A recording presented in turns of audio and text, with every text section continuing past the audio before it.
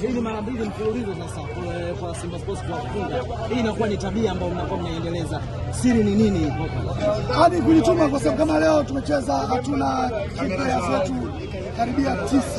Nyenyewe mnajua wanachaji wako timu taifa, tuna Maderui, tuna Sopu, tuna Yaya, tuna Saduni, tuna Adolf na kwanza anarudi. Kwa hiyo tumekuwa tuna wachezaji wengi pungufu, lakini vijana wamepewa nafasi, wameweza kupambana, wameonyesha na tumeweza kushinda.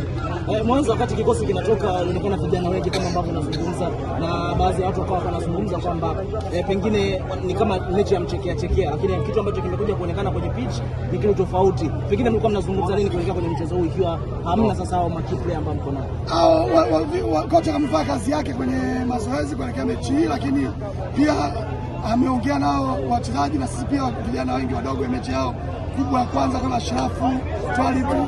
Kwa hiyo na sisi pia tunawapa hamasa ya wao kuanza kupambana na wameweza kupata ushindi.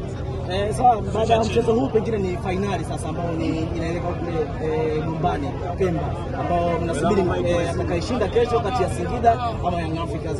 Ni timu ambazo pengine zinaonyesha ukomavu kwenye ligi na michuano mingine. Pengine sasa mmejipanga nini kwenda kwa hiyo? Sasa hiyo leo tunaondoka, wachezaji wanaenda kupumzika.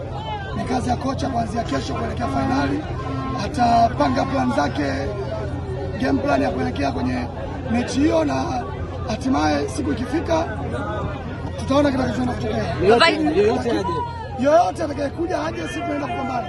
Vice, pengine tutegemee kuona wale key players ambao walikuwa AFCON wakajiunga na timu kwa ajili ya finali. Sasa hiyo ni kazi ya kocha mwenyewe, kama atahitajia. Sisi kama uongozi tutamtimizia, tutafanya wajibu wetu ili kufanikisha wachezaji waweze kufika kama hapa kabla kwenda Pemba au Pemba moja kwa moja. Kwa hiyo ni maamuzi yake mwenyewe kocha. Sawa, shukrani.